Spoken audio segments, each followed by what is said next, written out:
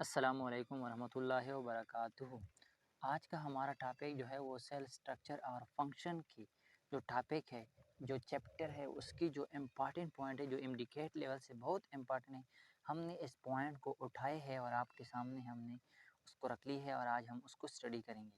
सबसे पहला पॉइंट जो है, the branch of biology in which we study about cell is called cell biology और साइटोलॉजी। वो ब्रांच जिसमें हम सेल के बारे में स्टडी करता है, सेल के स्ट्रक्चर के बारे में हम स्टडी करता है, सेल के फंक्शन के बारे में हम स्टडी करता है, इस ब्रांच ऑफ बायोलॉजी को हम सेल बायोलॉजी या उसको एक और नाम से पुकारा जाता है जिसको हम साइटोलॉजी कहता है। दूसरा इंपॉर्टेंट पॉइंट यह है कि cell is the basic structural and functional unit of life और लिविंग थिंग, कि सेल जो होता है ये लाइफ और लिविंग ऑर्गेनिज्म के एक बुनियादी इकाई है, एक फंक्शनल यूनिट है, एक स्ट्रक्चर यूनिट है। Cell theory was proposed by two German scientists, Matthias Schilden botanist 1833 and Theodor Schwann zoologist 1839।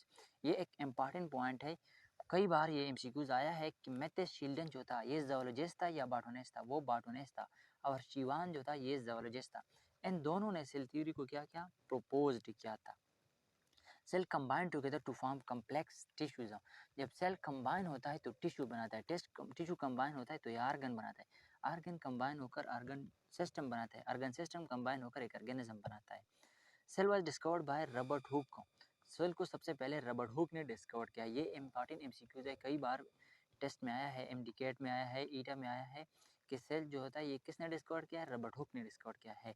ये सबसे इम्पॉर्टेंट पॉइंट ये है कि heaviest organelle in the cell is nucleus. Cell में सबसे ज़्यादा हेवीएस्ट ऑर्गेनेल जो है वो न्यूक्लियस है। Intermediate cell organelle is chloroplast and mitochondria, और जो दरमियान में है, न ज़्यादा हल्के है, लाइटेस्ट है, और न ज़्यादा हेवीएस्ट है, वो क्लोरोप्लास्ट और माइटोकॉन्ड्रिया है। और सबसे लाइटेस्ट सेल ऑर्गेनेल जो है वो राइबोसोम है। राइबोसोम सबसे लाइटेस्ट है और हेवीएस्ट जो है तो वो न्यूक्लियस है। क्लोरोप्लास्ट और माइटोकॉन्ड्रिया जो है ये इंटरमीडिएट कंपाउंड है। Ribosome are synthesised by the nucleus of the nucleus. Ribosome जो है ये न्यूक्लियस की जो अंदर एक डार्क स्टेन बॉडी नजर आ रहा है, वो जिसको हम न्यूक्लियस कहते हैं, वो सिंथेसाइज करता है। साइज ऑफ न्यूक्लियस जो होता है वो 10 माइक्रोमीटर होता है।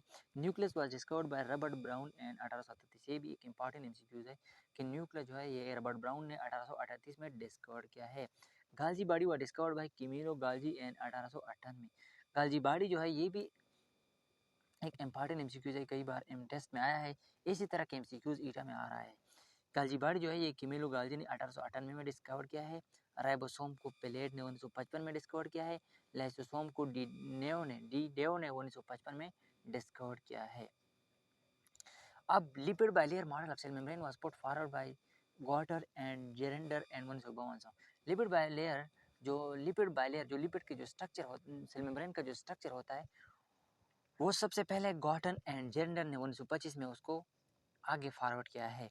और unit membrane model of cell membrane was put forward by Robertson in 1959। Cell membrane के जो स्ट्रक्चर के बारे में एक मॉडल पेश किया, यूनिट मेम्ब्रेन मॉडल, उसको सबसे पहले रॉबर्टसन ने 1959 में पुट फॉरवर्ड किया है। Fluid mosaic model of cell membrane was put forward by Singer and Nicolson, और फ्लूइड म्यूजिक मॉडल जो है वो सिंगल एंड निकोलसन ने 1972 में प्रेजेंट किया है। Mitochondria was discovered by Kolliker and 1850 from muscle cell. Mitochondria को सबसे पहले 1850 में कोलकेलर ने मसल सेल में उसको डिस्कवर किया है। और साइटोस्केलेटन वाज डिस्कवर्ड बाय कोल्ज़ॉफ इन 1928। कोल्ज़ॉफ जो होता है उसने 1928 में साइटोस्केलेटन को डिस्कवर किया, जो सेल को एक नेटवर्क देता है, सेल को एक फॉस स्पेसिफिक शेप में बरकरार रखने के लिए जो सिस्टम होता है cytoskeleton. The existence of cytoskeleton was confirm by Cohen in 1977।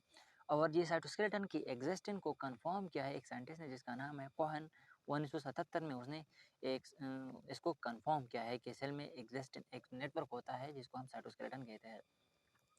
अब the arrangement of cell wall from inside to outside is, cell wall का जो अरेंजमेंट होता है 3 लेयर होता है, वो इनसाइड टू आउटसाइड किस तरह है, पहले सेकेंडरी लेयर होता है, फिर प्राइमरी लेयर होता है, फिर मिडल लेयर होता है। Cell wall is dead in nature, cell wall जो होता है ये डेड होता है। डेड का क्या मतलब है कि उसमें अगर उसको कोई चोट लग जाए तो उसमें ये एबिलिटी नहीं है कि वो दोबारा अपने आप को रिपेयर कर ले। Middle lamina is commonly lignified, middle lamina जो होता है क्या होता है, लिग्निफाइड होता है। प्राइमरी सेल वॉल क्या होता है, पेक्टोनाइज होता है, उसमें पेक्टिन होता है। Calcium magnesium and potassium ion are present in secondary cell wall. Calcium magnesium और पोटाशियम जो होता है ये सेकेंडरी सेल वॉल में मौजूद होता है। सेल मेम्ब्रेन है semi permeable, selective permeable, porphyry permeable and differently permeable. ये सारे हम इसको कह सकते हैं कि उसका सिंपली मतलब ये है कि अगर सेल को कोई ज़रूरत होती है किस चीज़ को तो वो सेल को अंदर कर सकता है, अगर सेल में कोई चीज़ ज़्यादा होता है तो वो उसको बाहर कर सकता है। Primary cell wall is consist of hemicellulose, और जो प्राइमरी सेल वॉल है वो हीमोसेलुलोज, उसमें हीमोसेलुलोज होता है। ये था हम आज का हमारा टॉपिक जो एमडीकेट लेवल से बहुत इंपॉर्टेंट है। अगर आप लोगों ने हमारे चैनल को सब्सक्राइब नहीं किया है तो हमारे चैनल को सब्सक्राइब कर लें।